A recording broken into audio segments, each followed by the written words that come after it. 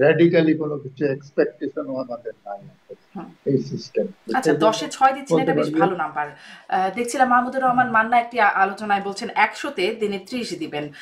এরকম আর কি কিছু মার্কিং শুনছিলাম, আপনার কাছ থেকে শুনলাম মোটামুটি ভালো মার্কস দিয়েছেন। মির্জা আব্বাস বিএনপি স্থায়ী কমিটির সদস্য, তিনি বলছেন যে শেখ হাসিনা দেশের 12টা বাজিয়ে, দেশের অবস্থা 12টা বাজিয়ে দিয়ে গেছেন, আর এই সরকার 24টা বাজায় দিছে। এটা হচ্ছে মির্জা আব্বাসের বক্তব্য। মানে আওয়ামী লীগ একটা প্রচারণা চালায়, আগেই ভালো ছিলাম, এরকম একটা প্রচারণা আওয়ামী লীগের ফেসবুক পেজে দেখা যায়। আগেই কি আসলে কম খারাপ ছিলাম? মির্জা আব্বাসের বক্তব্য যদি বলি। না, এই প্রথমে আমি বলবো যে সবাই যে যার খুশি মতন কথা বলছে, এই যে কথা বলতে পারছে এটা কিন্তু আগে পারতাম না আমরা। তো সুতরাং এবং আমরা যদি যে ফেসবুকে যাই সেখানে তো আমরা তো মানে সভ্যতার সীমানা ডিঙ্গিয়ে অনেক কিছু আমরা দেখি। তো সবকিছুই চলছে ফ্রি ফর অল, মানে ফ্রি স্টাইলে। তো এইটা মানে আমরা যদি বলি যে এটা মত প্রকাশের স্বাধীনতা হিসাবে যদি দেখি যে যে যার খুশি মতন মত প্রকাশ করছে এবং মত প্রকাশ করতে গিয়ে শালীনতার সীমাও ডিঙিয়ে যাচ্ছে, সবকিছু মিলিয়ে আমি বলবো যে একটা এক ধরনের মানে মানে আমরা অ্যাবসলিউট ফ্রিডমের তত্ত্বটা মানে আমরা তো কখনো এটা চর্চা করি নাই, আমরা ডেভেলপমেন্ট সেই স্টেজেও যাই নাই, কিন্তু এইটা বলা যায় যে এই জিনিসটা তো 1 বছর আগে ছিল না। আমরা তো অনেক কিছু বলতে পারতাম না, এবং এই রেজিমের এখন যে ইন্টারিম গভর্নমেন্ট আছে তার যেরকম কড়া সমালোচনা হচ্ছে বিভিন্ন জায়গা থেকে। এই যে মাহমুদুর রহমান মান্না যদি বলেন 100-র মধ্যে 30, তা আমরা জানি যে 30 তো ফেল মার্ক, অ্যাটলিস্ট 33 তো পাইতে হবে।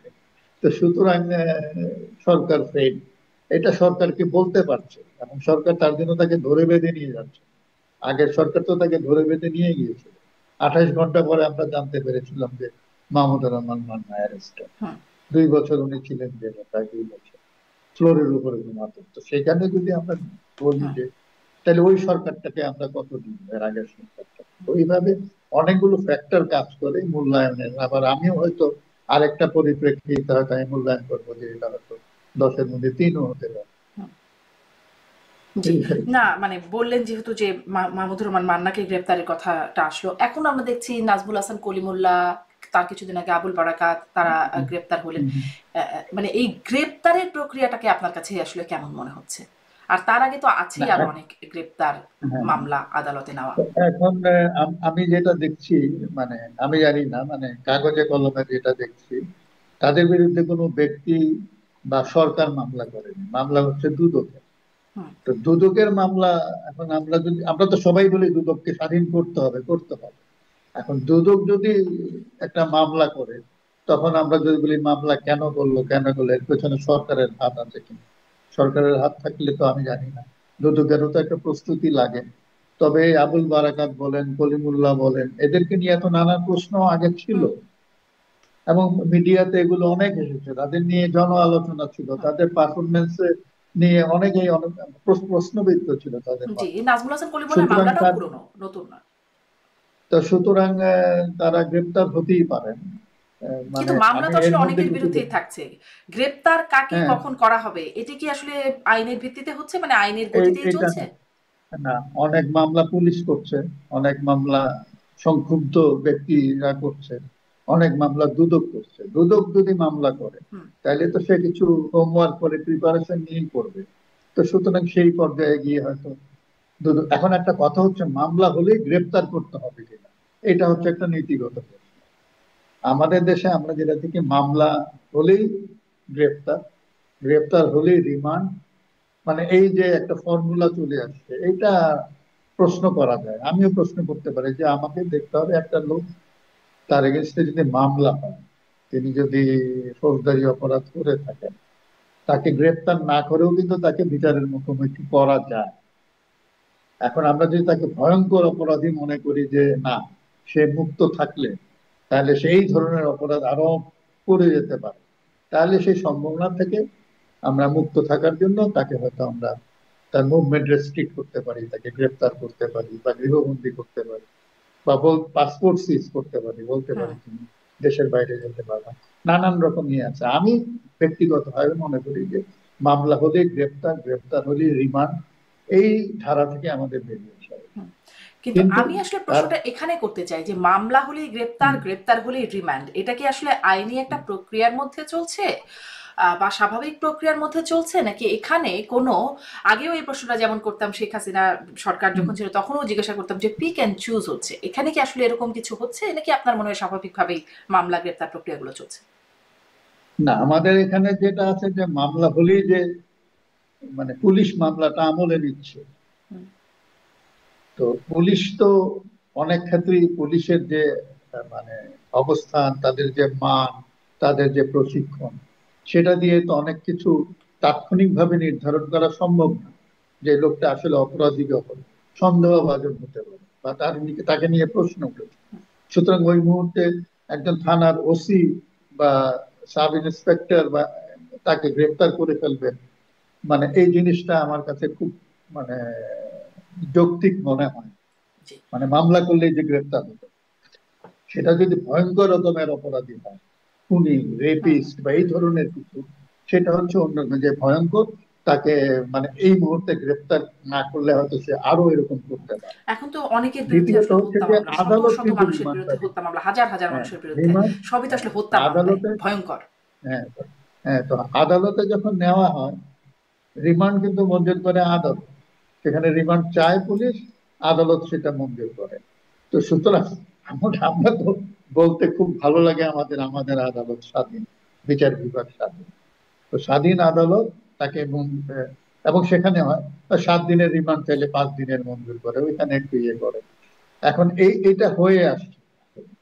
আমরা দেখলাম যে এর আগেও এরকম হয়েছিল, আপনার খেয়াল আছে কিনা, অধিকারের যে সম্পদ হুম হুম। এখন যিনি উপদেষ্টা।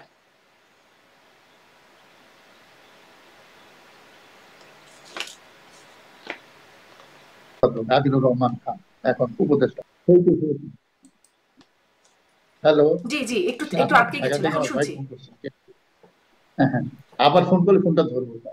তো যেটা হলো যে আহ, এই আদিলুর রহমান খান তাকে গ্রেপ্তার করা হলো এবং রিমান্ড, তখন এটা নিয়ে অনেক হইচই হয়েছিল। এমনকি আমার যতদূর মনে আছে যে কয়েকটি দূতাবাসের প্রতিনিধিরাও ওই ব্যাপারে প্রশ্ন তুলেছিলেন। তারপরে তাকে আর রিমান্ডে নেওয়া হয় নাই। তো রিমান্ড মানে হচ্ছে আমাদের ধারণা হচ্ছে নির্যাতন করে একটা স্বীকারোক্তি আদায় করা। হুম। এখন আমাদের কমন সেন্স বলে যে নির্যাতন এমন একটা পর্যায়ে গেলে যেটা বললে নির্যাতনকারী খুশি হবে আমরা সেটাই বলে দিই। কারণ আদালতে গিয়ে অনেক সময় এগুলো টেকে না। তো একটা হচ্ছে যে আদালতে গিয়ে বিচারক বা ম্যাজিস্ট্রেটের সামনে একটা জবানবন্দি দেওয়া, আর রিমান্ডে নিয়ে তার কাছ থেকে জবানবন্দি আদায় করা, দুটার মধ্যে পার্থক্য আছে। তো যাই হোক, এই রিমান্ডটা কিন্তু আদালত এবং পুলিশের যোগসাজশী হয়। তো তো এইটা আমাদের এখানে চলে আসছে, কারণ হচ্ছে এই ক্ষমতাটুকু পুলিশকে এবং আদালতকে দেওয়া আছে, তারা সেই ক্ষমতার চর্চা করছে। এখন এই ক্ষমতা, এই নিরঙ্কুশ ক্ষমতা তাদের দেওয়া উচিত কিনা, এটা থাকা উচিত কিনা, জি। এটা নিয়ে আমরা কিন্তু এখন আমার আলোচনা প্রশ্নটা করতে আসলে পারি। নিরঙ্কুশ ক্ষমতাটা কি তাদের হাতে, তারাই এক্সারসাইজ করছে, নাকি এই ক্ষমতাটা আসলে মানে এই এক্সারসাইজটা অন্য কোথাও থেকে নির্ধারণ করা হচ্ছে, হুট করে কখন না, কাকে সেখানেই গ্রেপ্তার প্রশ্ন। করা হবে? জি। হ্যাঁ, না, সেটাও আছে। যেমন আমরা অনেক সময় বলি যে সরকারের ইচ্ছা না হলে এরকম হয় না, এরকম একটা ধারণা আছে। কিন্তু আমার কথা হচ্ছে সরকারের ইচ্ছায় তাহলে সরকার যা বলবে সেই সুরে আদালত কেন নাচবে, এই প্রশ্নটা বুঝতে পারে। হুম কাজে আদালত এটা শুনছে কেন? তাহলে আদালতকে তো বলা হয়েছে তোমরা স্বাধীন। হুম। তো সরকারের ইচ্ছার বাইরেও তো তারা রায় দিতে পারে বা সিদ্ধান্ত নিতে পারে। তার মানে আমাদের এটা ধরে নিতে হবে যে এখানে আদালত শতপ্রবৃত্ত হয়ে রিমান্ড দিচ্ছে, হুম। অথবা আদালত সরকারের হুকুম তামিল করছে। সেক্ষেত্রে আদালতকে আমরা বলবো যে তার মেরুদণ্ড নেই, হুম। যা আবার বলে সরকার আবার সেটাই করতে হবে। আইনবিদরা বা যারা আদালতে নিয়মিত যাতায়াত করছেন, সারা হোসেন বা এরকম যারা বিজ্ঞ আইনজীবী আছেন, তারাও অনেকে বলছেন যে আদালতও আসলে ভয়ের সংস্কৃতিতে আছেন, তারাও আসলে মবের ভয় সহ নানান রকম ভয় তাদের মাথার উপরও কাজ করছে। যাই হোক, আইন আদালতের বিষয়টা থেকে একটু আসি যে একটা এই সময় এসে আমি শুরু করলাম গণঅভ্যুত্থানের এক বর্ষপূর্তিতে বা সরকারের বর্ষপূর্তিতে আপনার মূল্যায়ন, একটা বিষয় আমরা জানতে পারছি, বহুল প্রত্যাশিত নির্বাচন। সেটি হবে 26 ফেব্রুয়ারির প্রথমার্ধে। প্রধান উপদেষ্টার পরে প্রধান নির্বাচন কমিশনার সেটি কনফার্ম করছেন। আপনার কি মনে হয়, যেহেতু আমরা দেখছি এনসিপি, জামায়াত ইসলাম, তাদের অনেক যদি তবে কিন্তু আছে নির্বাচনের আগে, সেই সব মিলিয়ে নির্বাচনটি কি আসলে ফেব্রুয়ারিতে হবে, সেখানে আর কোনো অনিশ্চয়তা আপনি দেখেন? না, মানে অনেক কিছুই তো মানে নিশ্চিত করে বলা যায় না। 5ই আগস্ট যে এরকম গণেশ উল্টে যাবে, এটা কি আমরা 3 দিন 4 দিন আগে বুঝতে পেরেছি? কেউই বুঝতে পারেনি, বললে তো হবে না। তো সুতরাং নির্বাচনটা মানে বিধি মোতাবেক হতে হবে। আমরা জানি যে লন্ডন বৈঠকের পরেই মোটামুটি জানা গেছে যে এটা রোজার আগে হবে, ফেব্রুয়ারি শুরুর দিকে। একটা টেন্টেটিভ ডেটও আমরা শুনেছি, 12ই ফেব্রুয়ারি হতে পারে। তো যদি সেটা হয়, তো এটা তো আগে থেকেই একটা কনসেনসাস ছিল। প্রধান উপদেষ্টা বারবার বলেছিলেন এটা জুনের মধ্যে হবে। আগে ছিল ডিসেম্বর, সেখান থেকে জুনে আসছেন। রাজনৈতিক দলগুলো বলছিল যে না, আরো আগে। তারপর উনি এপ্রিলে গেলেন, তখন বলা হলো যে না, রোজার আগে হলে আরো ভালো হয়, নাহলে সমস্যা। তখন রোজার আগে হতে হলে ফেব্রুয়ারিতে। এইখানে একটা মোটামুটি একটা স্টেলমেট সিচুয়েশন থেকে তারা বেরিয়ে আসতে পেরেছে। এখন যেহেতু নির্বাচনের ডেট ফিক্স, মানে তার সময়টা ফিক্স হয়ে গেছে, এখন হচ্ছে নির্বাচনের পথ নকশা যেটা, সেটার জন্য আমরা অপেক্ষা করব। সেটাও আজকে নির্বাচন কমিশন জানিয়ে দিয়েছেন যে তারা ডিসেম্বরে তফসিল ঘোষণা করবে।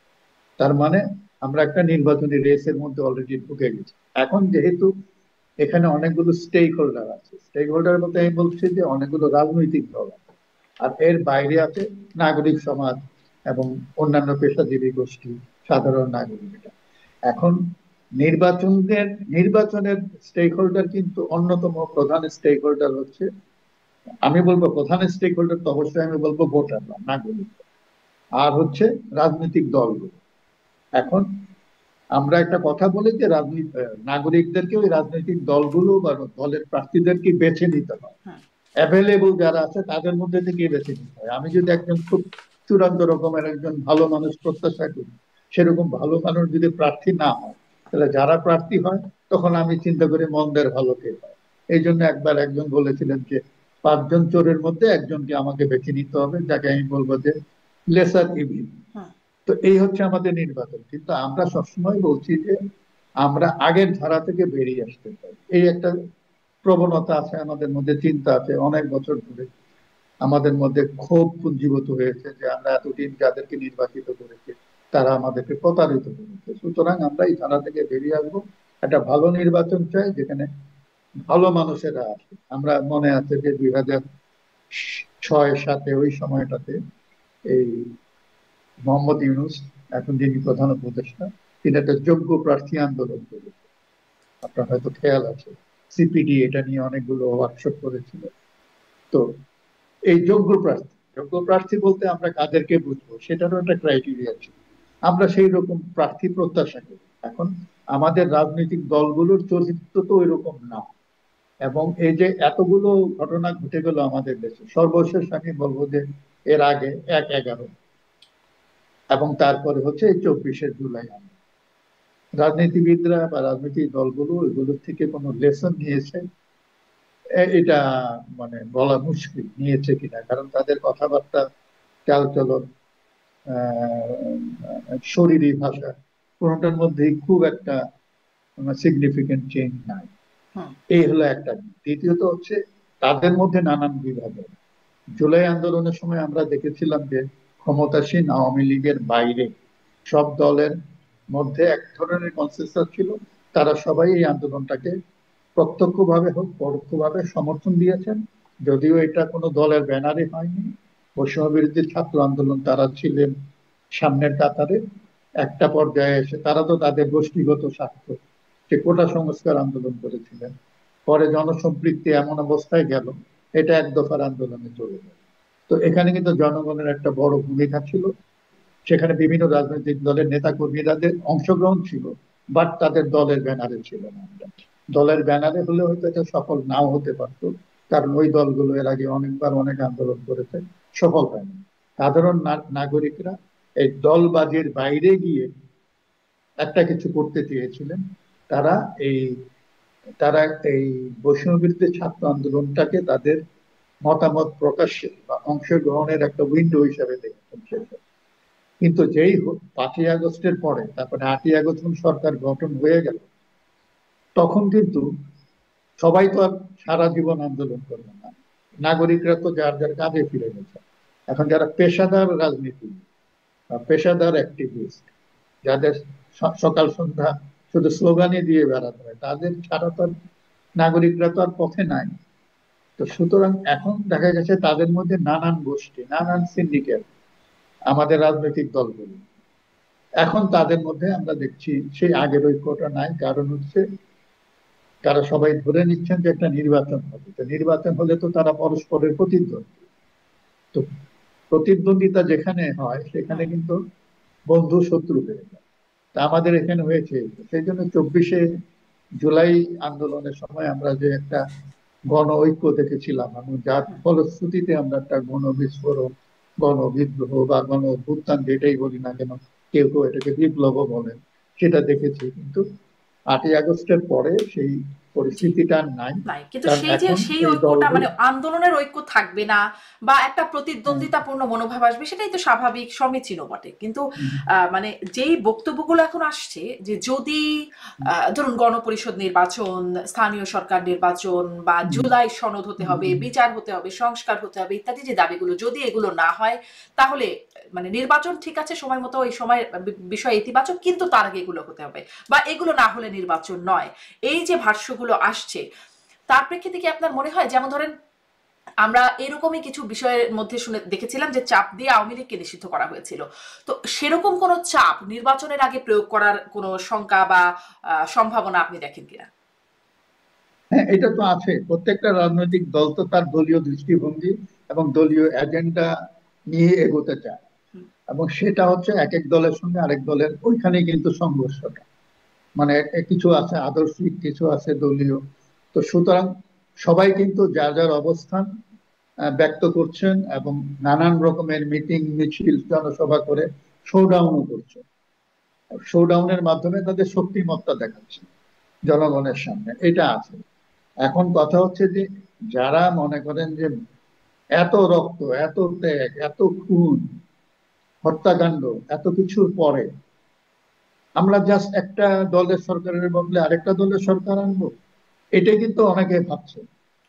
এবং সেখান থেকে কিন্তু সংস্কারের চিন্তাটা আছে যে এটা তো শুধু শুধু রেজিম চেঞ্জের জন্য তাহলে আমাদের এতগুলি ছেলে মারা গেল কেন, এতগুলো মানুষ, তাই না? এবং এই আমাদের দেশে তো এর আগে 12টা নির্বাচন হয়েছে, সামনে তো হবে ত্রয়োদশ নির্বাচন। তো 12টা হয়েছে, আবার আরেকটা হবে, এটার জন্য কেন এত এখানেই প্রশ্নটা হচ্ছে। তাইলে আমরা আগের ধারা থেকে বেরিয়ে আসার জন্য চেষ্টা করব। যদি না হয় সেটা, তাহলে কেন আমরা তাড়াহুড়ো করে একটা নির্বাচন দিতে যাবো? একই তো হলো, একজন এক্স এর বদলে ওয়াই, প্রশ্নটা হয়ে গেছে এখানে। আবার রাজনৈতিক দলগুলো আছে, যে কতগুলো দল আছে যে তারা মনে করেন যে তারা ক্ষমতা প্রত্যাশী, এবং তারা আগেও ক্ষমতায় ছিল, ভবিষ্যতে ক্ষমতায় যাওয়া। এখানে আবার আওয়ামী লীগ একটা দল আছে, যদি তাদের কার্যক্রম নিষিদ্ধ, দলটি নিষিদ্ধ না, এখানেও অনেক সমস্যা আছে। আওয়ামী লীগ বিএনপি কে বাইরে রেখে 3টা নির্বাচন করেছিল, সেই নির্বাচন ক্রেডিবল হয় না। এই প্রশ্ন তো উঠতেই পারে যে আওয়ামী লীগকে বাইরে রেখে যদি এখন নির্বাচন করা হয়, সেই নির্বাচন ক্রেডিবল হবে কিনা। কারণ হচ্ছে যে আওয়ামী লীগ মানেই তো শুধু শেখ হাসিনা বা সালমান রহমান বা গুটি কয়েক মাফিয়া না, এর পাশে তো কয়েক কোটি ভোটার আছে। তো তাদেরকে আপনি কিভাবে অ্যাকোমোডেট করবেন এই নির্বাচনী প্রসেসে? তারা কোথায় যাবে? তাদের মতামতটার কিভাবে মানে প্রতিফলনটা হবে? এই প্রশ্নগুলো কিন্তু উঠবে। দল হিসাবে কি আওয়ামী লীগ ফ্যাসিস্ট আমরা বলছি, অনেকেই বলছে। তো দল হিসাবে কি আওয়ামী লীগ নিষিদ্ধের কোনো মামলা আছে? সেটা তো নাই। কার্যক্রম নিষিদ্ধ করা হয়েছে কারণ তাদের বিরুদ্ধে কিছু স্ট্রিট এজিটেশন হয়েছে, কিন্তু মামলা হচ্ছে ইন্ডিভিজুয়ালদের, তাদেরকে নিয়ে, শেখ হাসিনাকে নিয়ে, তার সহকর্মীদেরকে নিয়ে। আওয়ামী লীগ as such কিন্তু আসামের কাঠগড়ায় এখনো নাই। কিন্তু তাদের তাহলে নিবন্ধন কোন স্থগিত আছে। নিবন্ধন? এটা তো, এটাও আমি মনে করি যে সরকারের ইঙ্গিতে হয়েছে। নাহলে কোন যুক্তিতে আপনি যে দলটার নিবন্ধন ছিল, দলটি নিষিদ্ধ হয় নাই, তাহলে আপনি তার নিবন্ধন স্থগিত করেন কিভাবে? এটার তো একটা, তাইলে এখানে আদালতের একটা নির্দেশনা থাকতে হবে, তাই না? হুম, তো সুতরাং এই একটা অজগর অবস্থায় কিন্তু আছে আওয়ামী লীগের ব্যাপারে। একটা অবস্থান স্পষ্ট করতে হবে সরকারকে। এবং আওয়ামী লীগ যদি অপরাধী সংগঠন হয় তাহলে তার বিরুদ্ধে মামলা হতে হবে, এবং বলতে পারে সরকার যে মামলা নিষ্পত্তি না হওয়া পর্যন্ত তারা নির্বাচনে অংশগ্রহণের যোগ্যতা তাদের থাকবে। কিন্তু আওয়ামী লীগকে আপনি কাঠগড়ায় দাঁড় করালেন না, আর বললেন এটা ফ্যাসিস্ট, আওয়ামী লীগকে নির্বাচন করতে দিবেন না, হুম, তাহলে তো এটাও আরেক ধরনের জোর জবরদস্তি হলো। হুম, হুম। মানে এটা এটাও এক আওয়ামী ধরনের জোর লীগেররা এই, জবরদস্তি আপনি দেখছেন। জি, তাহলে সামারি করে এক লাইনে যদি আরেকটু শুনি, আপনি কি ফেব্রুয়ারিতে নির্বাচনে কোনো অনিশ্চয়তা দেখছেন? অনিশ্চয়তা আমি এখনো দেখছি না, কারণ দলগুলো যে মানে যেটা বলি যে তারা সবাই তাদের আস্তিন গুটাচ্ছে, আস পালন করছে, নানান রকম কথাবার্তা বলছে। নির্বাচনের আগে এগুলো হয়, নির্বাচন যত দিন ঘনিয়ে আসবে ততই কিন্তু এগুলো এক ধরনের মনস্তাত্ত্বিক চাপ তৈরি করে প্রতিপক্ষের উপরে। হুম, হুম। এখন নির্বাচনটা যদি কোনো রকম বড় রকমের অঘটন না হয়, তাহলে আমি নির্বাচন না হওয়ার আমি কোনো কারণ দেখছি জি, না, কারণ তার মানে একটা এটা বড় ছাড়া তো রকমের অঘটনের একটা অল্টারনেটিভ শঙ্কাও মনে কোথাও দানা আছে। শঙ্কা আছে। যেমন আজকে একটা ইয়ে করলাম যে নির্বাচনটা যাতে না হয় এই চেষ্টা একটা থাকতে পারে, এবং এই চেষ্টা যদি আওয়ামী লীগকে নির্বাচনে অংশগ্রহণ করতে না দেওয়া হয় তারাও করতে পারে। এমনকি একটা সম্ভাবনার কথা শুনলাম যে একটা সাম্প্রদায়িক দাঙ্গা বাঁধিয়ে দিতে পারে তারা। হুম, এটা তো যে কোনো জায়গায়, যে কোনো একটা মন্দিরে একটা গরুর হাড্ডি রাখলে কিংবা একটা মসজিদে যদি একটা কিছু, একটা সেরা আরবি লেখা পাতা, সেটা কি কোরআনের পাতা না কোনো বইয়ের পাতা, উপন্যাসের পাতা, কেউ তো বিচার করবে না। আলিফ বে দেখলেই তো সবাই ছাপিয়ে হুম। পড়বে, তা দাঙ্গা লাগতে তো সময় লাগবে না। তো সুতরাং এটা হলে একটা অস্থির সিচুয়েশন তৈরি হবে, ল অ্যান্ড অর্ডার সিচুয়েশন তৈরি হবে, এবং ওই ধরনের একটা এক্সট্রিম সিচুয়েশনে গেলে নির্বাচন করাটা খুবই ডিফিকাল্ট। জি, জি। মানে এই অনিশ্চয়তা বা এই শঙ্কার জায়গাটা এখনো রয়ে যাচ্ছে। আর সে একটু মানে বলছিলেন, না, রাজনৈতিক দলগুলো যেটি বলছে জুলাই ঘোষণা, জুলাই সনদের ভিত্তিতে নির্বাচন হতে হবে। এখন জুলাই সনদটাও এখনো পর্যন্ত আসে নাই, এবং সেটা নিয়েও একটা অনিশ্চয়তা আছে। তবে ঘোষণাপত্রটি হয়ে গেছে, সেটা নিয়ে একটু আপনার কাছ থেকে একটু একটু ডিটেলসেই আপনার বিশ্লেষণ জানতে চাই। একটু শুরু করতে আপনার প্রথম আলোতে লেখাটা আমি পড়লাম, আপনি একটা লেখা লিখেছেন। একদম প্রাথমিক জুলাই ঘোষণাপত্র দেখে আপনার প্রাথমিক প্রতিক্রিয়া কি হয়েছিল? না, প্রাথমিকত এই ধরনের ঘোষণা বলতে যেটা থাকে খুব কেয়ারফুলি চুজেন ওয়ার্ডস কিছু আমরা দেখি, রাষ্ট্র ইন্টেনশন অফ দ্য স্টেট, রাষ্ট্রের অঙ্গীকারটাই থাকে ঘোষণাপত্রে যে আমরা এই এই করবো। তো এইটাই তো, সুতরাং এইটা ফ্রেজিংটা ওইভাবেই হয়। কিন্তু এই ঘোষণাটা আমার কাছে, আমি যেভাবে লিখেছি, আমার ওইরকম মনে হয় না। এখানে একটু মানে মনে হয়েছে যে ইতিহাসটাকে ঠিকভাবে পোর্ট্রে করা হয় না। 55 বছরের যে জঞ্জালটা, সেখান থেকে যদি আমরা বেরিয়ে আসতে চাই, এখানে মনে হচ্ছে যে না, 55 বছর না, খালি 15 বছর আমরা খারাপ ছিলাম, বাকি সময়টা আমরা খুবই ভালো ছিলাম, জিনিসটা ওই রকম চলে আসছে। কিন্তু ব্যাপারটা তো তা নয়। আমরা যদি অতীতের ধারা থেকে বেরিয়ে আসতে চাই, তাহলে 2009-এর পরের যে সরকার ছিল, শুধু সেটা না, 2009-এর আগে যে ধারাবাহিকভাবে যে সরকারগুলো ছিল তাদের পারফরমেন্সটাও তো আমরা দেখেছি। তো সুতরাং আমি মনে করি যে যেখানে আমরা বলা হচ্ছে যে 71-এর যে মুক্তিযুদ্ধের যে চেতনা বা যে ফসল মুক্তিযোদ্ধাদের লাখো শহীদের রক্ত, আমরা বলি যে সেই ফসলটা ছিনতাই হয়ে গেছে। তো এই ছিনতাই তো প্রক্রিয়াটা তো 72 সাল থেকে চলে আসছে, এবং সেটা একটা চূড়ান্ত পর্যায়ে পৌঁছেছে এই সাম্প্রতিক কালে। তো আমি মনে করি যে 55 বছরের একটা অ্যানাটমি থাকা দরকার ছিল জুলাই সনদে, সেটা আর এই যে ঘোষণাপত্রে সেটা নাই। আর এখানে জি, দেখলে মনে হয় শেখ হাসিনা খারাপ খারাপ খারাপ খারাপ ছিল, এখন ইউনূস প্রধান উপদেষ্টা হয়েছেন, তার মানে হচ্ছে এক ব্যক্তির খারাপ লোকের বদলে একটা ভালো লোক আছে। ব্যাপারটা তো তা, আমরা তো সিস্টেমটার পরিবর্তন করছি, সিস্টেম কিন্তু রয়ে গেছে। আমি আপনাকে একটা উদাহরণ দিই, সিস্টেম যে একটু নড়ে না, এই আগের ধারা। আমাদের দেশটা, রাষ্ট্রটা এবং সরকার কিন্তু অপচয়মূলক। আমাদের এখানে দুর্নীতি এবং অপচয়টা বন্ধ করলে এই দেশটা সোনার দেশ হয়ে যাবে। শুধু দুর্নীতি দুর্নীতি না, সরকার যে পরিমাণ অপচয় করে কল্পনা দিই। আমি একটা উদাহরণ দিই, আমাদের উপদেষ্টারা সবাই মন্ত্রী পাড়ায় থাকেন, তো তারা এর আগের সরকারগুলোর যে মন্ত্রী ছিল তাদের সাথে বিহেভিয়ারালি কোনো তো পার্থক্য আমি দেখি না। একসাথে সবাই সচিবালয়ে যায়, তারা একটা বাসে করে যেতে পারে না। তারা তো যাচ্ছেন না, প্রত্যেকের আলাদা গাড়ি, সামনে পেছনে আলাদা পুলিশ। এই আলাদা যে গাড়ি একটা না, শুধু অপচয়, একাধিক গাড়ি। একাধিক গাড়ি, এই যে বহর নিয়ে তারা আসছেন এবং গাড়িগুলিও মানে সাংঘাতিক। তো আমি কিন্তু কোনো দৃষ্টান্ত স্থাপন করতে দেখলাম না এই সরকারকে তার আচরণ দিয়ে। আপনি পানির বোতলের বদলে কি বলে জগের মধ্যে পানি রাখতেছেন, ভালো, আপনি প্লাস্টিক ব্যবহার করবেন না। তো অপচয়টা তো অন্য জায়গায় হচ্ছে প্রচুর পরিমাণে এবং আরো বাড়ছে। কেউ তো বললো না যে আগের ধারায় যে বেতন ভাতা ছিল আমরা সেটা নিব না, আমরা কম নিব, আমাদের দেশ গরিব, আমরা অনেক খারাপ অবস্থায় আছি। হুম। আমি কিন্তু আচরণগত কোনো পার্থক্য দেখছি না, সেই জৌলুস জাক জমক সবই আছে। তো সুতরাং ইন্টারিম গভর্নমেন্ট তাদের যে আন্তরিকতা এটা ডেমনস্ট্রেট করতে, প্রপারলি ডেমনস্ট্রেট করতে পারে না। এটাই হচ্ছে আমার জি, কথা। আপনি একটা উদাহরণ দিলেন। আপনি বলছেন ৫৫ বছরের ইতিহাসটা সঠিকভাবে পোট্রে করা হয় নাই। আমি একটু এই প্রশ্নটা করতে চাই যে ৫৫ বছরের ইতিহাস। কিন্তু এখানে আমরা দেখছি মানে শুরু করা হচ্ছে যেহেতু উপনিবেশ বিরোধী লড়াইয়ের সুদীর্ঘকালের ধারাবাহিকতা এই ভূখণ্ডের মানুষ মানে এভাবে করে শুরু করা হুম, হচ্ছে একদম ১ম। হুম, উপনিবেশ বিরোধী লড়াই থেকে আসবার বা এনসিপি তো দাবি করছে ৪৭ থেকে আসার। সেই ৪৭ থেকে আসা বা উপনিবেশ বিরোধী লড়াই থেকে আসবার প্রয়োজনীয়তা কি আপনি দেখেন মানে এই ঘোষণাপত্রে? এত আগে থেকে তাহলে কেন পলাশির যুদ্ধ ৫৭ মানে সিরাজউদ্দৌলার পতন এগুলোও হ্যাঁ, কেন নাই? আমরা সেটাই, পলাশির যুদ্ধ সিপাহী বিদ্রোহ সবই তো আসতে পারে, হুম, সেইটা না। কথা হচ্ছে যে আবার কেউ কেউ বলছে এখানে শাপলা চত্বর নাই কেন, বিডিআর হত্যাকাণ্ড নাই কেন। আরে এটা তো মানে এটা তো একটা ইতিহাসের বই তারা লেখেন নাই ভাই, এটা পুলিশের তদন্ত রিপোর্টও না, এটা রাষ্ট্রের ঘোষণা। তো রাষ্ট্রের ঘোষণা আপনাকে তো এক জায়গায়, আমি যেটা মনে করি যে একাত্তরের যে স্বাধীনতার ঘোষণাপত্র ছিল সেটার আলোকেই কিন্তু এটা শুরু হয়েছে হুম, এবং ওইটাই তারা ধারাবাহিকতাটা বজায় রেখেছে। একাত্তরের ঘোষণাপত্রকে তো আমরা কেউ কোশ্চেন করছি না, আমরা তো বলছি না যে এটা ভুয়া বা ওটা ভুল বা ওটা ঠিক না। আমরা বলছি যে সরকারগুলোর আচরণ নিয়ে আমরা সমালোচনা করছি। কিন্তু একাত্তরের ঘোষণাপত্রটাকে যদি আমরা বেসিস ধরি তাইলে তার একটা পরিমার্জিত ভার্সন আমরা চাচ্ছি এই জুলাই ঘোষণাপত্রে, সেটা এসছে।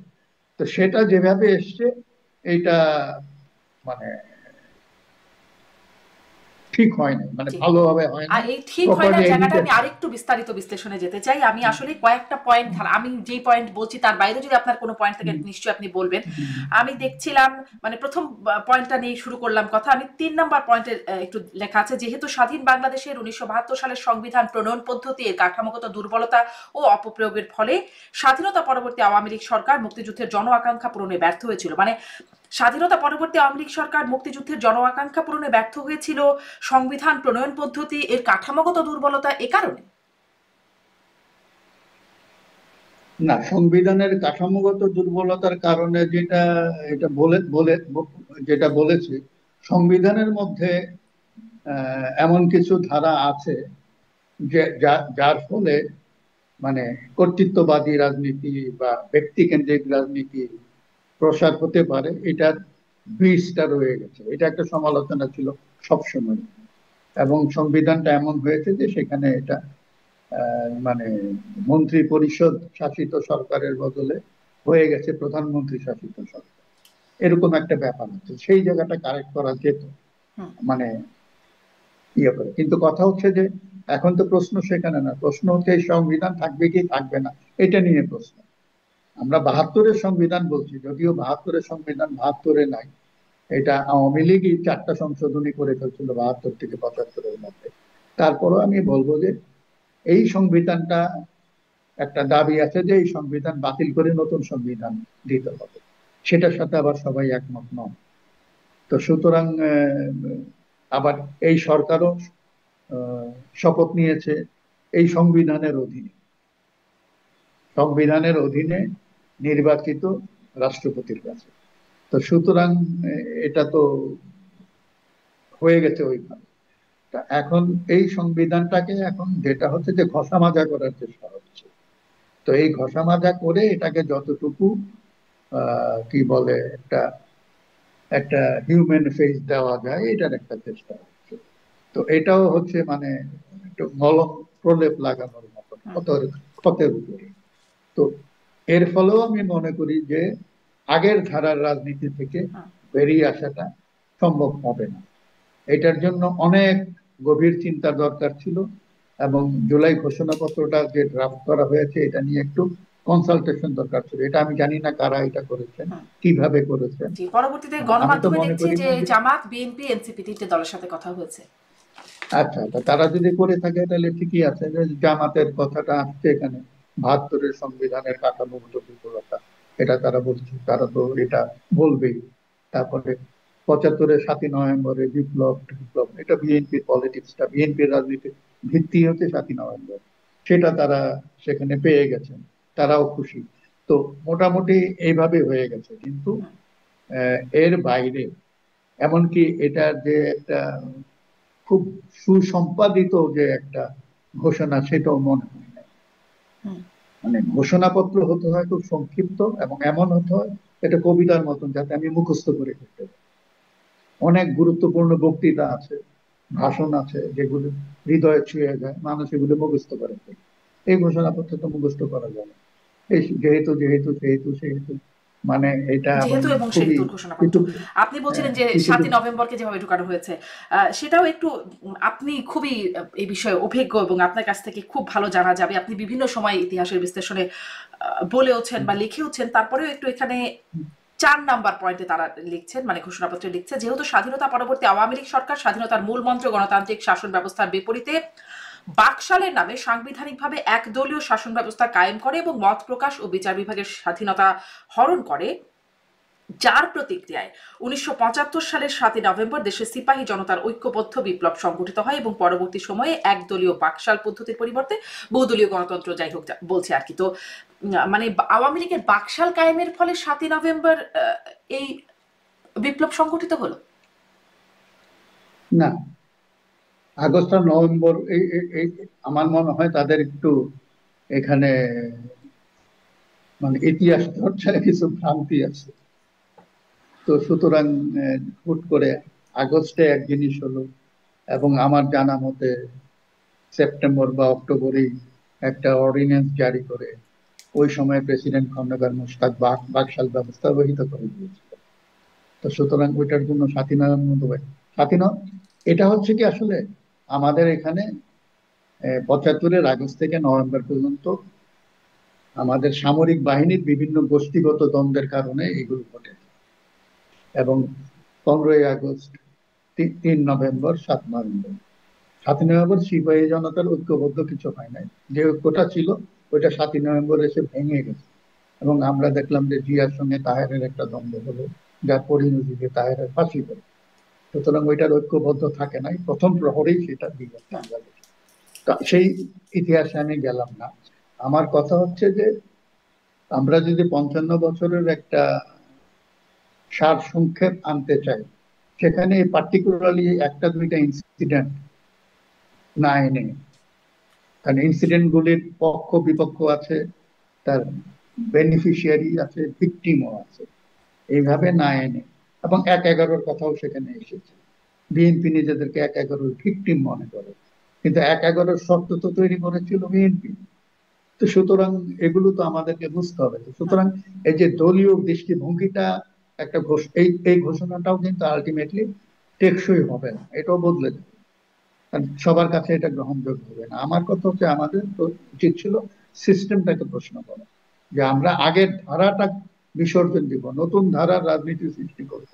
সেই ধারার রাজনীতি আসলে না আমরা ব্যক্তির বিরুদ্ধে বা দলের বিরুদ্ধে বিসর্জন না, আমরা সিস্টেমের বিরুদ্ধে বিসর্জন করব। আমাদের এখানে যে রাজনৈতিক দলগুলো ধারাবাহিক ভাবে ক্ষমতার চর্চা করেছে, আওয়ামী লীগ, বাকশাল, বিএনপি, জাতীয় পার্টি, এবং পরবর্তীতে বিএনপি তার পার্টনার জামাত রাষ্ট্র ক্ষমতার অংশীদার ছিল, আবার আওয়ামী লীগ, এদের মধ্যে তো চরিত্রগত ডিফারেন্সটা হচ্ছে ১৯ আর ২০। আমরা বলি না কথায় কথায় ১৯-২০, একই স্টাইলেই।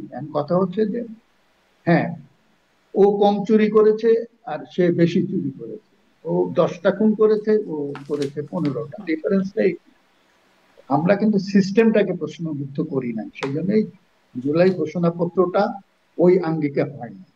এটা একেবারেই মানে আমি বলবো যে একটা গদবাঁধা কিছু কথাবার্তা নিয়ে এসছে, এবং যেটা কয়েক বছর পরে আর এটা কোনো প্রাসঙ্গিকতা জি, থাকবে। এটা গদ বাঁধা বলছেন, কিন্তু এটি তো সংবিধানে মানে এটাকে ঢোকানোর কথাও বলা হচ্ছে। আপনি বলছেন একটা দুটো ইনসিডেন্ট ঢোকানোর মানে না ঢোকানোর পক্ষেই আপনি বলছিলেন, কিন্তু যে ইনসিডেন্টগুলো ঢোকানো হচ্ছে সেগুলো তাহলে সঠিক ইতিহাসে সেগুলোতে বর্ণনা হয় নাই, মানে 7ই নভেম্বর 1/11 যে প্রসঙ্গগুলো আপনি বলছিলেন, তাহলে কি এভাবেই আমরা সামরি করবো যে ইতিহাসগুলো সঠিকভাবে আসে নাই? না, এগুলির মাধ্যমে একটা পার্টিকুলার দৃষ্টিভঙ্গি আমরা দেখি হুম। যে সব ভালো, শুধু আওয়ামী লীগ খারাপ। হুম। এই জিনিসটা আমি আওয়ামী লীগ ভালো এটা বলছি না, কিন্তু আমার কথা হচ্ছে যে 2008-এর পরে আমরা দোজখে চলে গেছি, কিন্তু 2008 পর্যন্ত তো আমরা বেহেশতে ছিলাম না। এই জিনিসটা আমাদেরকে বুঝতে হবে। জি, জি, একদম স্পষ্ট। আহ 1/11-র কথাও আপনি বলে ফেললেন, সেটিও আসলে আমি আলোচনায় আনতে চাচ্ছিলাম, এটা ওদের 6 নাম্বার পয়েন্টে এই 1/11 প্রসঙ্গেই বলছে। আপনি আগের অনুষ্ঠানেও বলছিলেন 1/11 তার আসমান থেকে এসে পড়ে নাই, বিএনপির সেখানে আসলে কি ভূমিকা ছিল। 7 নাম্বার পয়েন্ট বা 23 নম্বর আপনি অবশ্য এটাও বলে ফেললেন যে আহ, যে তার আগে তো আর আমরা বেহেশতে ছিলাম না, কিন্তু এই ঘোষণাপত্রে বারবার বলা হচ্ছে বিগত 16 বছরের দীর্ঘ ফ্যাসিবাদ বা দীর্ঘ ফ্যাসিবাদ বিরোধী আন্দোলনের কথা বলছে। এই 16 বছরের পুরোটাই কি ফ্যাসিবাদী সময়? না, ওই তো জিনিসটা বললাম যে এখানে ফ্যাসিবাদকে পার্সনিফাই করা হয়েছে শেখ হাসিনাকে দিয়ে। তো শেখ হাসিনা 16 বছর ছিল, সে ফ্যাসিস্ট, সেই হিসাবে এটা আসছে। কিন্তু আমার প্রশ্ন এখানে না, আমার আমার এখানে কথা হচ্ছে যে ওই ওই জায়গাটাতেই হচ্ছে মানে আমার ভ্রান্তি বা বিভ্রান্তি, আমি যেটাই বলবো, ব্যাপারটা 16 বছরের হিসাব। আমাদের একটা ব্যালেন্স শিট করা দরকার ছিল 55 বছরের, 16 বছরের। এটাই হচ্ছে আমার কথা। জি, জি, স্পষ্ট। আহ এই ঘোষণাপত্রে দেখছিলাম অন্তত 4টি পয়েন্ট আমি দেখলাম, 8, 9, 10, 11 সবখানেই শেখ হাসিনা সরকার এবং তার নানান সমালোচনা আপনি যেভাবে বলছিলেন। শেখ হাসিনার নাম উল্লেখ করা হয়েছে একটি ধারায় হচ্ছে ডক্টর ইউনূসের নাম উল্লেখ করা হয়েছে। এই বিষয়টি আপনি আসলে কিভাবে দেখছেন? মানে আর ইতিহাসে কোনো ব্যক্তির নাম নাই, 4বার অন্তত শেখ হাসিনার নাম এবং একবার আছে ডক্টর ইউনূসের নাম। এইটা মানে হতে পারে। আমি এটা আমি তো লিখেছিও যে নামগুলি না থাকলেই ভালো হতো। এখন আমাদের এখানে তো আহ, যদি মনে করেন যে আহ, আমি তর্কের খাতিরে আমরা ধরে নিই আহ, যে আওয়ামী লীগ আবার কামব্যাক। হুম। আমাদের এখানে একটা দল ক্ষমতায় আসে, আগের দলের সরকারের ব্যর্থতাকে পুঁজি করে। এখানে এরকমই হয়ে আসছে, আওয়ামী লীগের প্রতি মানুষ নাখোশ, ভোট দিয়ে বিএনপিকে এনেছে, বিএনপির প্রতি হুম। নাখোশ, আবার আওয়ামী লীগকে নিয়েছে, এইভাবেই তো চলে আসছে। এবং আওয়ামী লীগ লাস্টে এসে শেখ হাসিনা চিন্তা করলেন যে আমি যদি আজীবন ক্ষমতায় থাকতে চাই, তাহলে আমাকে ম্যানিপুলেট করতে হবে। তো উনি আগের স্টাইলে কিন্তু হয় না, প্রতিবার নতুন স্টাইলে হয়। সুতরাং উনি বিচারপতির বয়স বাড়ানোর দিকে যান নাই, হুম। উনি একেবারে সিস্টেমটাই তুলে দিলেন। তো এইভাবে হয়ে আসছে। আমার কথা হচ্ছে যে এই এই ধারা থেকে হুম। বেরিয়ে আসা এবং হাসিনার প্রতি যে একটা ক্ষোভ, এটা তো বোঝাই যায় এই 16 বছরে। তো আমাদের এখানে যে প্রতিহিংসার যে রাজনীতি ধারাবাহিক ভাবে চলে আসছে, এটা কিন্তু 16 বছরের না, এটাও 55 বছরের। এবং আমাদের এখানে আমি যেটা বলবো যে একটা সামাজিক ও রাজনৈতিক একটা যেটা বলে যে একটা নিষ্পত্তি বা রিকনসিলিয়েশনের কথা যদি আমরা বলি, এটার একটা বড় সুযোগ ছিল 72 সালে, যেটা দক্ষিণ আফ্রিকায় আমরা দেখলাম। হ্যাঁ, অনেক অপরাধ করেছে, তুমি যদি অপরাধ স্বীকার করো, বলো, তাহলে তোমাকে আমরা ক্ষমা করে দিব, আর যদি স্বীকার না করো তাহলে মামলা হবে, জেল হবে, বাকি। এটা একটা যেতে পারতাম, আমরা সেটা করি না। 5ই আগস্টের পরেও কিন্তু আরেকটা রিকনসিলিয়েশনের ইয়ে ছিল। আমরা যদি রিকনসিলিয়েট না করি, হুম। তাহলে কিন্তু সমস্যার বীজটা কিন্তু থেকে গেল, আমরা কিন্তু সেই বীজটা উপড়াতে পারলাম না। তো এই জিনিসগুলো কিন্তু বুঝতে হবে। আমরা যদি তাৎক্ষণিক জোশের অনেক কিছু বলে ফেলি, হ্যাঁ, কিন্তু আমরা তো এমন একটা এই মনস্তত্ত্বের মধ্যে গড়ে রিকনসিলিয়েশন উঠেছি। প্রক্রিয়াটা আসলে কেমন হবে? 5ই আগস্টের পরে যেটা আপনি বলছেন সুযোগ ছিল, আসলে কেমন করা যেত বা সেই সুযোগটা এখনো আছে কিনা? না, সুযোগ মানে কি, আমার যতদূর মনে পড়ে যে কয়েকটা আহ, কথায় বিএনপির নেতারা, জামাত ইসলামের নেতারা, তারা কিন্তু আহ, বলেন নাই আওয়ামী লীগ নিষিদ্ধ, হুম, কেউ বলেন নাই। ওই সময়ের যদি খবরের কাগজগুলি আপনি দেখেন, প্রধান উপদেষ্টাও একই ধরনের কথা বলেছিল। রিকনসিডার হতে পারতো যে না, ঠিক আছে, হাসিনা নাই, যাদের বিরুদ্ধে সুনির্দিষ্ট অপরাধ আছে তাদের বিচার হবে। কিন্তু আওয়ামী লীগের রাজনীতি যারা করেছে, ওই রাজনীতি করার অপরাধে আপনি 2-3 কোটি ভোটারকে বা একটা পুরো একটা জনগোষ্ঠীকে আইসোলেট করে ফেলবেন এবং তাদেরকে রাজনীতির প্রক্রিয়ার বাইরে ঠেলে দিবেন, এইটা কিন্তু সমস্যাটা থেকে যাবে। তো সেই জন্য আপনি যদি, হুম, আমরা যদি সুষ্ঠু গণতন্ত্রের চর্চা করতে চাই, তাহলে একটা রিকনসিলিয়েশনের ইয়ে থাকতে হবে। এবং কেউ যদি এসে বলে, কনফেস করে, হুম, যেমন আজকে আমরা দেখলাম জাতীয় পার্টির ব্যানারে একটা সম্মেলন হলো এবং সেখানে তারা বললেন যে আমরা যে ভুল করেছি সেজন্য আমরা ক্ষমা চাই। তো মানুষ তো তাদেরকে ক্ষমা করে দেবে, মানুষ তো নিশ্চয় রাস্তায় বেরিয়ে এখন আনিসুল ইসলাম মাহমুদকে পেটাবেন হুম, সেটার জন্য। কিন্তু উনি তো রেজিমের পার্ট ছিলেন, একসময় বিএনপি, একসময় জাতীয় পার্টি। শেখ শহীদকে আজকে দেখবেন, উনি বাকশালের ছাত্র সংগঠনের প্রেসিডেন্ট ছিলেন। আমরা তো দেদারসে বাকশালের গালি দিই, উনি তো এখনো আছেন, আনোয়ার হোসেন মঞ্জু, এরা তো আছেন। তো সুতরাং রিকনসিলিয়েশনটা সমাজে একত্রে বসবাস করতে হলে দরকার। হুম। এই যে আমরা ওই যে কিন্তু রবীন্দ্রনাথের কিন্তু কথা ধরেন বলতে, ৭১-এর পরেও তো সেই রিকনসিলিয়েশনটা আপনিও বলছিলেন যে ৭২-এ হওয়ার সুযোগ ছিল। সেটি মানে তখন যারা অপরাধ বা অপরাধের সাথে সম্পৃক্ততা, অপরাধকে সমর্থন, সেই জামাতে হ্যাঁ, ইসলামী হ্যাঁ, তারা তো খুব বীর দর্পে আসলে এখন রাজনীতিটা করতে না, পারছে। যেটা হচ্ছে যে তারা তো সুযোগটা পেয়েছে। এবং জামাতে ইসলামের ওইটা হলো অন্য জিনিস, আমি আসছি সেটাতে। জামাতে ইসলামকে প্রশ্রয় দিয়েছে আওয়ামী লীগ এবং বিএনপি হুম, তাদের দলীয় স্বার্থে। দিতে দিতে দিতে দিতে একটা গ্রামে একটা প্রবাদ আছে, বান্দরকে লাই দিলে সে ঘাড়ে ওঠে কানে পড়ে। তো জামাতের অবস্থাটা হয়েছে এইটা, লাই পেয়ে পেয়ে এখানে এসছে। আমার কথা হচ্ছে যে রিকনসিলিয়েশনের সুযোগ একটা ছিল, আমরা বলতে পারতাম যে রাজনৈতিক কারণে যারা পাকিস্তানকে সমর্থন করেছে, পাকিস্তানের অখণ্ডতা, বাংলাদেশের স্বাধীনতা চায় না, এটা অপরাধ করে না, এটা তাদের রাজনীতি। কিন্তু যারা মানবতা বিরোধী অপরাধ করেছে, গণহত্যায় সহযোগিতা করেছে, নিজেরা লুটপাট করেছে, অগ্নিকাণ্ড ঘটিয়েছে, তারা হচ্ছে অপরাধী, তাদের বিচার দিতে হবে। তো এটাই হচ্ছে। কিন্তু আমি রাজনীতি করি, আমি মনে করি পাকিস্তান এক থাকুক, হুম, এবং আমি মনে করি যে পাকিস্তান ভাঙলে বাংলাদেশ ভালনারেবল হবে এবং এটা ইন্ডিয়ার মার্সির উপরে থাকবে, এরকম একটা তত্ত্ব তো আছে। এবং বাস্তবে তো আমরা সেটাই দেখলাম। সেই জন্য আমি বলছি, রাজনৈতিক কারণে কাকেও কেউ যেন নিগ্রহের শিকার না হন, অপরাধ করলে তার বিচার দিতে হবে। একই জিনিস আমি মনে করি এই যে 5ই আগস্টের পরে, যে রাজনৈতিক কারণে আমরা যদি একটা, যেটা বলে, চোখের বদলে চোখ, নাকের বদলে নাক, এটা যদি আমরা ওই হুম। ট্যাকটিক্সে যাই, তাহলে কিন্তু সমস্যার সমাধান হবে। আমাদের উচিত এই রাজনীতিটাকে রাজনীতি দিয়ে মোকাবেলা করা। কিন্তু আমরা যেভাবে করছি, এইটা সমস্যাটা বাড়াবে, জি।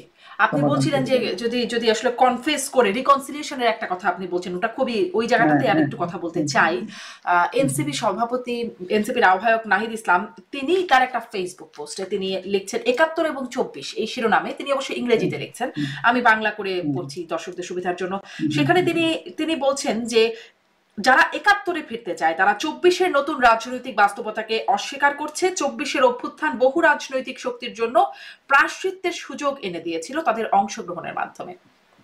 এইটার একটু আপনি কি এটার কোনো এখান থেকে আপনি আসলে কিভাবে এই বক্তব্যকে মূল্যায়ন করেন, কিভাবে দেখছেন ২৪-এর নতুন রাজনৈতিক বাস্তবতাটা আসলে কেমন, কাদেরকে প্রায়শ্চিত্তের সুযোগ এনে দিল, মানে নাহিদ ইসলামের এই পোস্টকে আপনি কিভাবে দেখেন?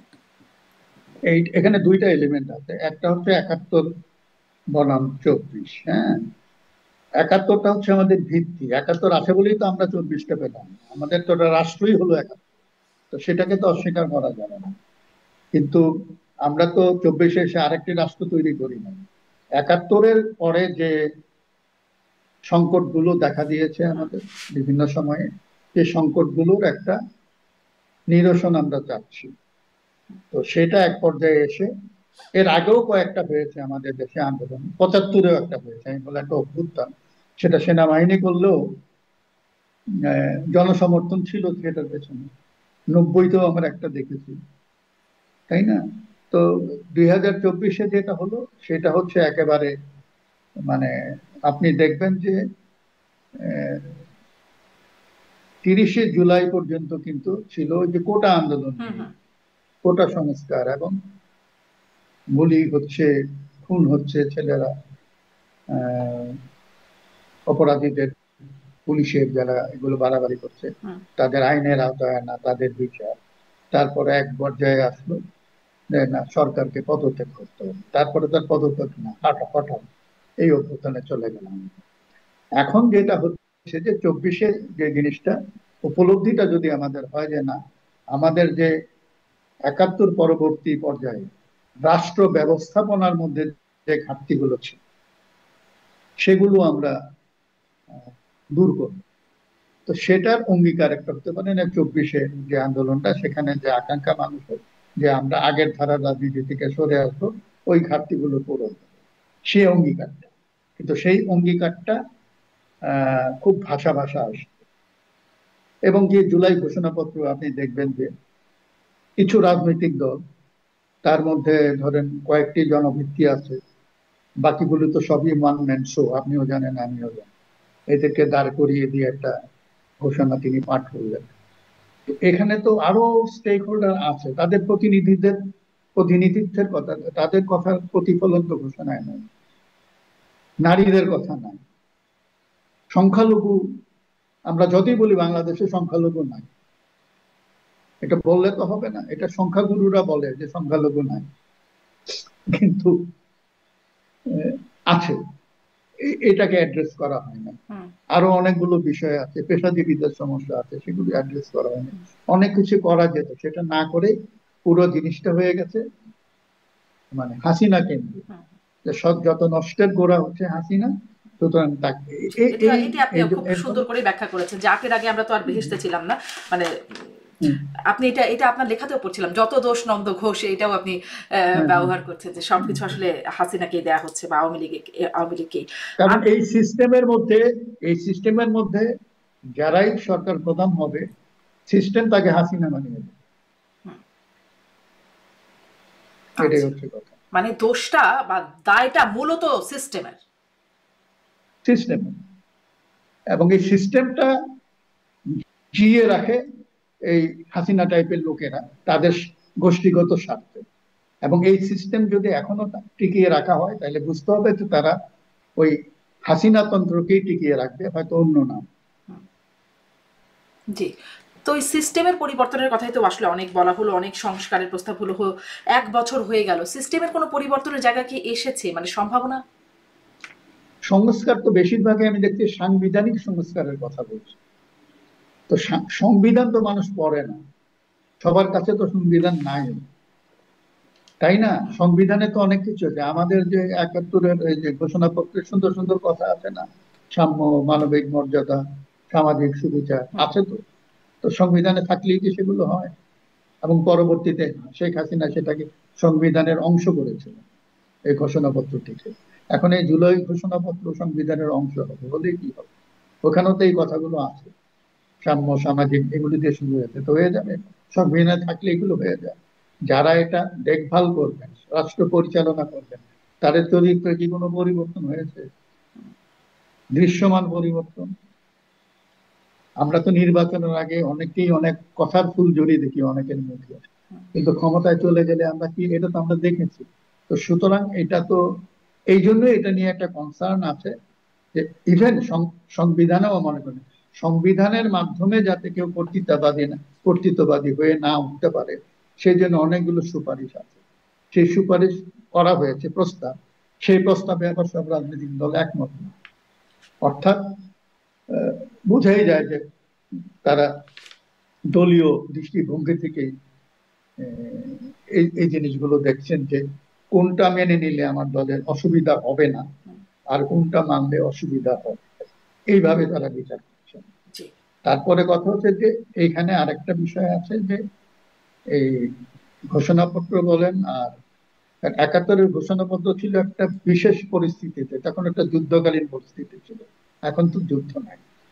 এখন এই ঘোষণাপত্র বলেন, পরবর্তী যে জুলাই সনদ আছে, সেটা আপনি মানে লেজিটিমাইজ করবেন কিভাবে?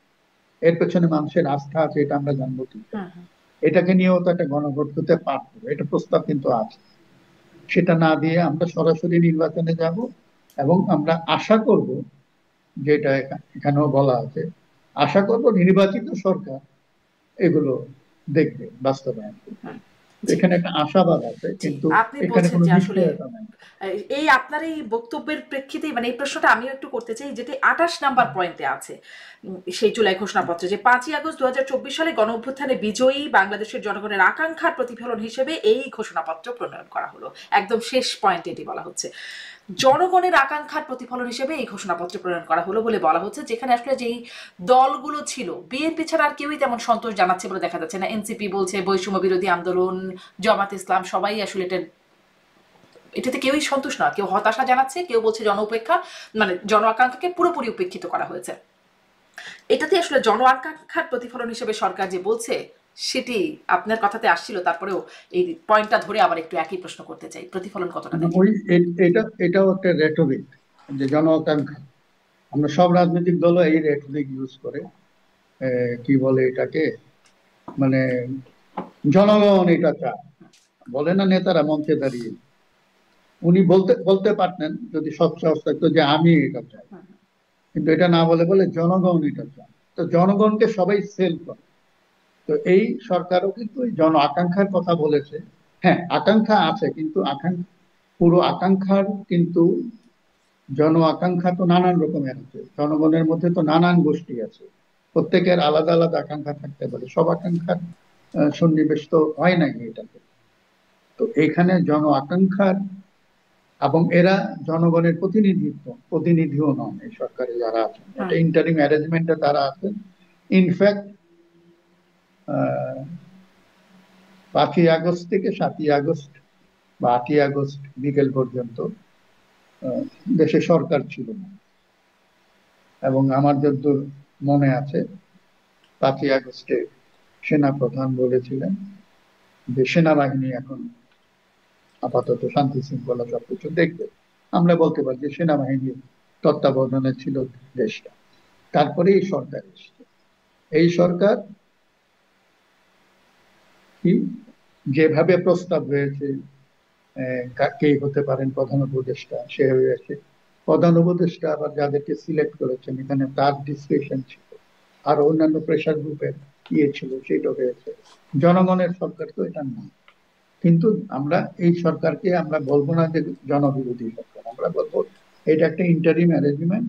তাদের কাজ হচ্ছে আরেকটা সরকার, যাতে জনগণের সরকার প্রতিষ্ঠিত হবে ভবিষ্যতে নির্বাচনের মাধ্যমে, এই অন্তর্বর্তী সময়ে তারা দেশটার একটু দেখভাল করবে।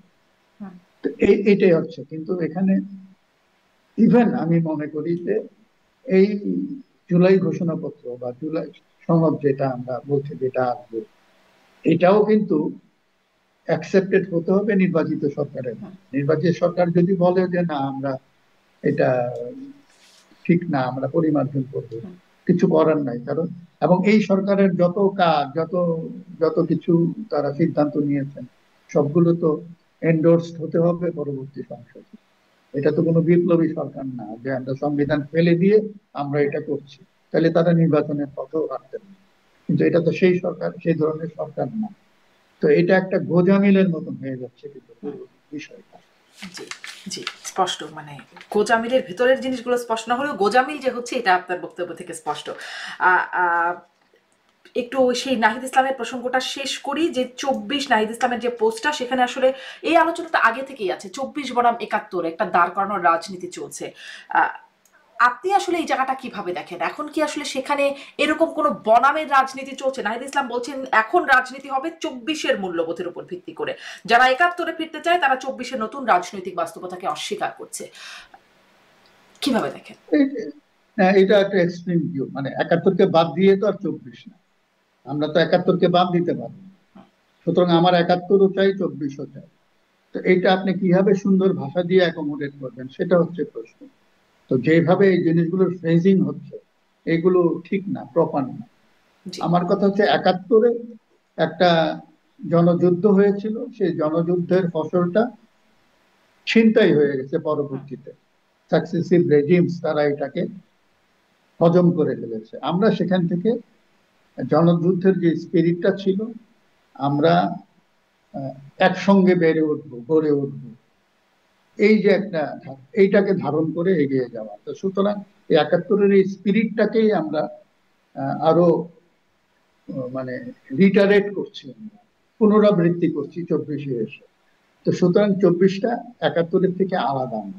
জি। যদি এটাকে আলাদা করতে হয় তাহলে বুঝতে হবে এখানে অন্য রকমের রাজনীতি আছে। তারা হয়তো বলতে যাচ্ছে যে 71 জিনিসটাই হচ্ছে ভুল।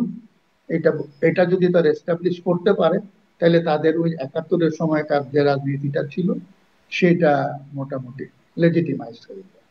জি, জি। আমি একটু আসি যে সম্প্রতি মির্জা ফখরুল ইসলাম আলমগীরের একটা সাক্ষাৎকার একটা পত্রিকায় তিনি বলছেন যে হুম, দক্ষিণ পন্থার বিস্তার তিনি সেটাতে উদ্বিগ্ন।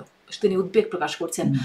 এই সরকারের ৩ মাস পার হতে না হতেই তিনি একটা বক্তব্য দিয়েছিলেন যে এত উগ্রতা এটা কি ৫ই আগস্টের আগে আমরা দেখেছিলাম? এবং বিভিন্ন দেশি মানে আন্তর্জাতিক গণমাধ্যম বা আন্তর্জাতিক সংস্থা থেকেও এই দক্ষিণ পন্থার বিষয়টা এসেছে। আপনি আসলে কি দেখেন? মানে আমাদের দেশে তো ছিলই উগ্রবাদ, দক্ষিণ পন্থার বিষয়গুলো তো ছিলই। সেটা কি আসলে এই গত ১ বছরে বেড়েছে, কমেছে নাকি একই রকম আছে? না, এরা মানে দক্ষিণ পন্থা বলতে এরা ইসলামিস্ট ফোর্সকেই বোঝাচ্ছে, বোঝা যায় না। তো ইসলামিস্ট ফোর্সের বাইরে যারা আছে, জাতীয় পার্টি, বিএনপি, আওয়ামী লীগ, আমার চোখে এরা সবাই দক্ষিণপন্থী দল। এরা কেউ রেডিকাল ফোর্সেস না। তো সুতরাং দক্ষিণপন্থের মধ্যে কিছু আছে ইসলামিস্ট ফোর্স, আর কিছু আছে কট্টর ইসলামপন্থী না। হুম, কিন্তু তারাও কিন্তু সবাই কিন্তু মোটামুটি আমি দেখেছি যে শরিয়া আইনের বাইরে কেউ যাবে না। হুম, অনেক সংস্কারের কথা আমরা জানি। এই যে সম্প্রতি যে যে নারী বিষয়ক যে সংস্কার কমিশনটা হয়েছিল, তাদের প্রতিবেদনটা যদি আমরা খেয়াল করি, সেখানে তো অনেক ইসলামিক দল ফোঁস করে উঠলো। তো বিএনপির ভূমিকাটা এখানে কি ছিল, বা অন্যান্য দলের ভূমিকাটা কি ছিল? তারা তো ওই যে আমাদের দেশে সবচেয়ে বড় ভোট ব্যাংক হচ্ছে মুসলমানের ভোট, তো ওইখানে সুরসুরি দিয়ে সবাই রাজনীতিটা করে। তো এর